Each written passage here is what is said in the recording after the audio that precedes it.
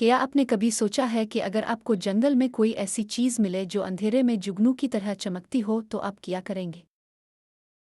آج ہم آپ کو ایک ایسے پیارے سے خرگوش کی کہانی سنائیں گے جس کی زندگی ایک جادوئی چابی ملنے کے بعد بدلنے والی ہے۔